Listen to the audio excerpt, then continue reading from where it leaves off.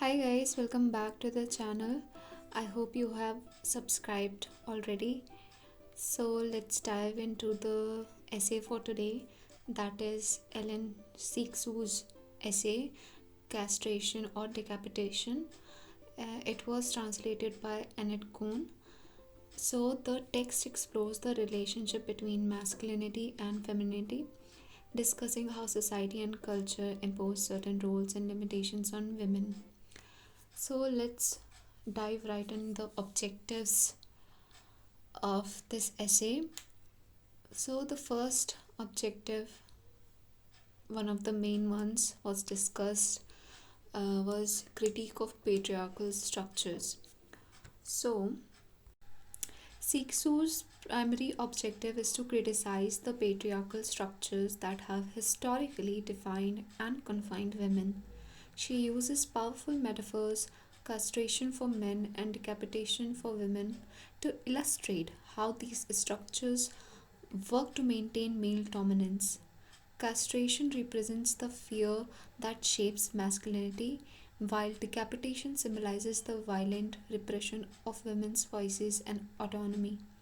By examining these metaphors, Cixous exposes the mechanisms of patriarchal controls and urges a re evaluation of these power dynamics. The next objective in this essay is the exploration of feminine economy.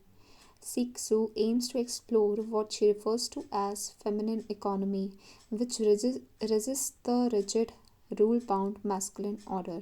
This feminine economy is characterized by fluidity, creativity, and an embrace of difference and disorder. Cixous argues that this economy operates outside the conventional structures of power and imposed logic imposed by patriarchal society. By highlighting the feminine economy, she calls for a redefinition of value and meaning that includes feminine perspective and experiences. The next objective of this essay is questioning identity and difference. Another key objective of Cixous' essay is to question the historical and cultural constructions of female identity and difference. She challenges the traditional binary oppositions of male and female, active and passive, and rational irrational, that have been used to justify women's subordination. Cixous emphasizes that the need for women to articulate their own identities and experiences free from the constraint of patriarchal definitions. She encourages women to write and speak from their own perspectives, thereby creating new ways of understanding and representing female identity. Another objective here is empowering women's voices. Cixous is committed to empowering women's voices and experiences. She critiques how women have been silenced and marginalized in cultural and symbolic systems, and advocates for women to reclaim their voices and express their own desires and pleasures. This involves a radical rethinking of language and expression, moving away from the phallocentric, that is, male centered structures that have dominated Western thought. By empowering women's voices, Cixous aims to create a more inclusive and equitable cultural narrative. The last and the one of the main objectives is breaking cycles of repression. Cixous' work seeks to break the cycle of repression that have historically constrained women. She calls for a new form of writing and thinking that can disrupt these cycles and create spaces for genuine expression and difference. This involves challenging the established norms and conventions of masculine discourse and embracing a more dynamic and fluid more mode of expression that reflects the complexity and diversity of women's experiences. Cixous' essay is a powerful call to action for both women and men to rethink the ways in which gender, power, and identity are constructed and maintained. By critiquing patriarchal structures, exploring alternative economies, and empowering women's voices, Cixous aims to inspire a more inclusive and equitable cultural landscape. Now let's discuss all the arguments presented by Cixous in this essay. So the first is the myth and psychoanalysis. Cixous begins with the myth of Tiresias, who was transformed into a woman for 7 years. This dual experience allows Tiresias to speak authoritatively on the difference between male and female sexual pleasures. Tiresias claims that women experience 9/10 of sexual pleasures, which challenges the male centric view of sexuality. By invoking this myth, Cixous highlights how female pleasure is often ignored or misunderstood in patriarchal discourse. Cixous critiques psychoanalysis, particularly the work of Freud and Lacan, for its male centric interpretation of female sexuality. She argues that psychoanalysis perpetuates the idea that women are defined by lack, that is, lack of a penis, which positions them as inferior to men.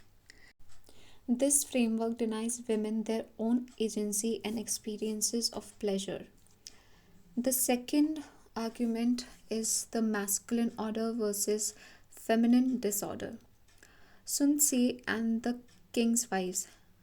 Cixous uses the story of Sun Tzu, who was asked to train the king's wife as soldiers. When the women laugh and refuse to take the training seriously, Sun Tzu beheads the two leading wives and the others fall in line. This story symbolizes how feminine disorder, represented by laughter and resistance, is violently repressed by masculine order. Cixous contrasts the masculine economy, characterized by order, rules, and control, with the feminine economy, which embraces disorder, creativity, and fluidity. She argues that masculine economy seeks to suppress and control the feminine, fearing its potential to disrupt established power structures. The next argument presented here is the cultural and symbolic oppression. Cixous discusses how women are often kept in a state of metaphorical sleep, confined to passive roles defined by men. She uses the story of Sleeping Beauty as a metaphor for women's passivity, suggesting that women are only awakened by male intervention and are then confined to new norms of passivity. She critiques cultural and symbolic systems that reinforce women's subordination. These systems, including language and social norms, perpetuate the idea that women are secondary to men. Cixous calls for a re examination of these systems to uncover and challenge their underlying biases. The next argument is on Lacanian psychoanalysis. Cixous engages with Lacanian psychoanalysis, particularly the idea that women are outside the symbolic because they lack the phallus, which is considered the primary signifier. She argues that this exclusion reinforces male dominance and denies women access to the structure of power and meaning. Cixous critiques the centrality of phallus in psychoanalytic theory, suggesting that it limits the understanding of female sexuality and subjectivity. She calls for a new approach that recognizes women's experiences and desires without reducing them to a lack. The final argument discussed in this essay is hysteria and the feminine. The hysteria is a central figure in Cixous' analysis. She sees the hysteria as both a victim of repression and a subversive figure who disrupts masculine order. Hysteria is seen as a response to the oppressive structures that silence and marginalize women. Cixous suggests that hysteria represents a form of resistance to the dominant order.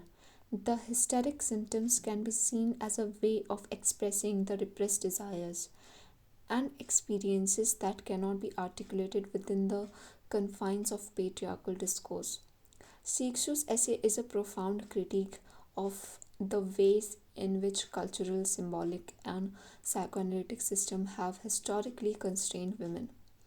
By examining myths and cultural narratives and psychoanalytic theories, she highlights the deep seated biases that need to be challenged to create a more equitable society. Hélène Cixous' essay, Castration or Decapitation, is a critical examination of how patriarchal structures define and constrain women. Through the use of powerful metaphors and engaging with psychoanalytic theories, Cixous highlights the cultural and symbolic repression of women.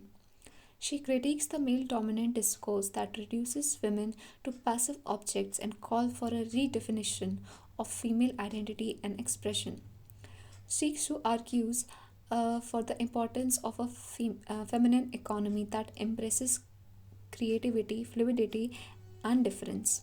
She encourages women to speak and write from their own perspective, breaking away from the constraint of masculine logic and order. By empowering women's voices and experiences, Cixous envisions a cultural landscape where genuine expression and diversity can thrive. Her essay serves as a powerful call to action for both men and women to rethink the ways in which gender, power, and identity are constructed and maintained. With this, we conclude this essay. I hope you guys have a basic understanding for this essay. Uh, if you want a detailed study notes, do DM me on Instagram, and I hope you guys have already subscribed so you don't miss another video. So I'll see you next time. Bye.